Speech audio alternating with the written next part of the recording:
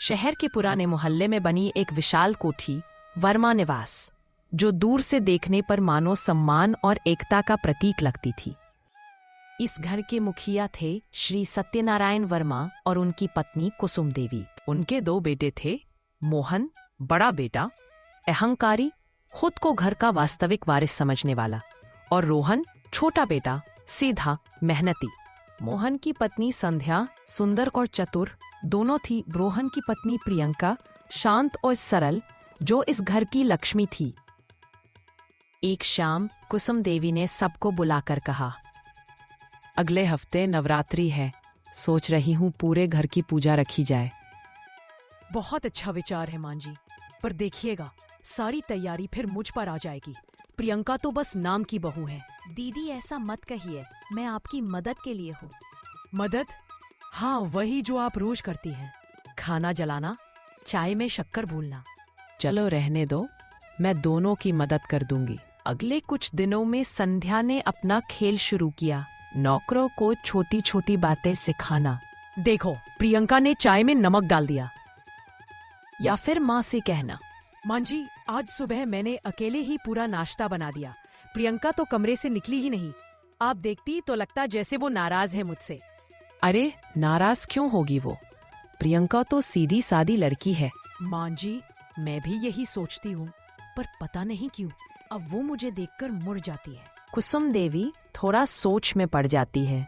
अगले दिन प्रियंका सब्जी बना रही होती है।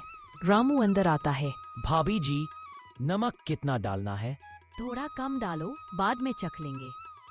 कुछ देर बाद संध्या अंदर आती है, चखती है और अचानक चिल्ला उठती है, ओ भगवान, ये क्या किया प्रियंका? इसमें तो नमक बहुत ज्यादा है। क्या? पर मैंने तो। अब क्या बोलने का फायदा? हर बार यही बहाना कि गलती नहीं हुई। कोई बात नहीं, मैं फिर बना दूंगी। आखिर घर का मान रखना है। कुसुम और सत्यनारायण बाहर से आते हैं। क्या हुआ बेटा? कुछ नहीं मां जी, प्रियंका से जरा सी गलती हो गई। मैंने कहा रहने दो, मैं बना दूंगी। कुसुम बस सिर हिला देती है, लेकिन उनके चेहरे पर निराशा की हल्की छाया है। प्रियंका चुपचाप आंसू रोकती है और बाहर चली जाती है। क्या हुआ, सब ठीक है ना? हाँ, बस थोड़ा काम ज्यादा था। मुझे सब दिखता है प्रियंका।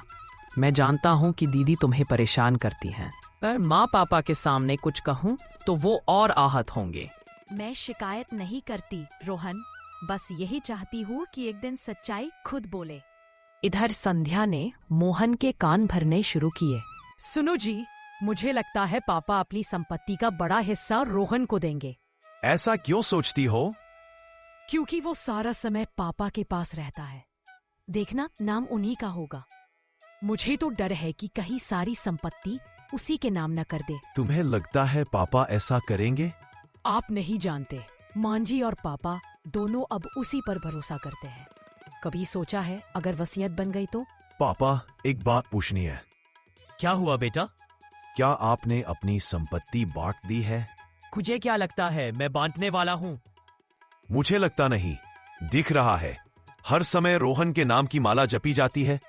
वो जरा सी मिठास बोल दे तो आप खुश हो जाते हैं, और मैं तो बस लालची कहलाता हूँ।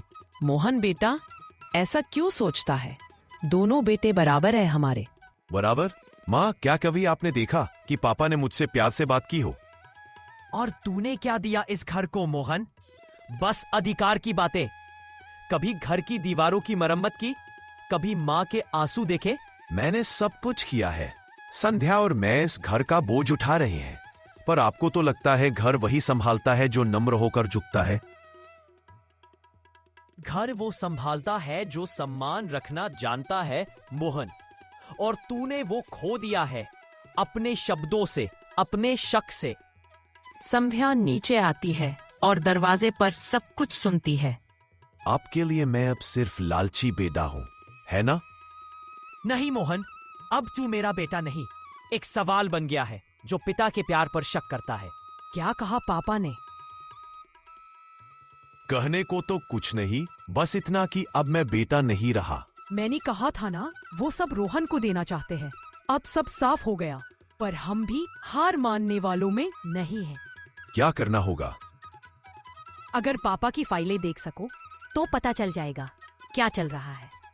मोहन उसे देखता है। मोहन रात को दबे पांव सत्यनारायण के कमरे में मजे पर रखी फाइल के पास जाता है। अचानक पीछे से आवाज आती है। क्या ढूंढ रहा है मोहन? पापा, मैं बस वो देखना चाहता था। मैंने तुझे विरासत दी थी और तू मुझे शक दे गया। पापा, मैं लालच में अंधा हो गया था, माफ कर दीजिए। जो अपने पिता को खो देता है उसे कोई वसीयत अमीर नहीं बना सकती। 2 दिन बाद उन्होंने सबको हॉल में बुलाया। आज मैं सब साफ कर देना चाहता हूँ। ये घर, ये जमीन, ये सब किसी एक की नहीं, पूरे परिवार की है। लेकिन इसकी असली विरासत उन्हें मिलेगी जो इसे घर बनाए रखे। वर्मा निवास का मालिक वह नहीं जो नाम पर दावा करे, बल्कि वह होगा जो इसे एक परिवार बनाए रखे।